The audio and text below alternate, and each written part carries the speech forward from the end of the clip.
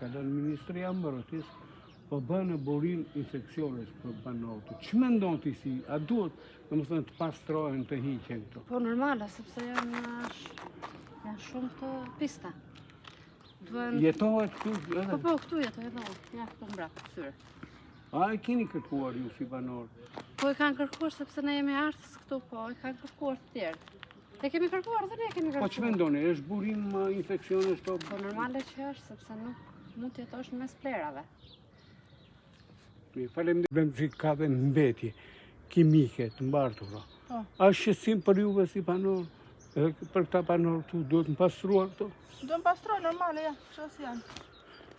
Po ju e keni kërkuar vetë që të pastrojnë këtu? Po kush na ngjon neve, ata s'ndjen. Si?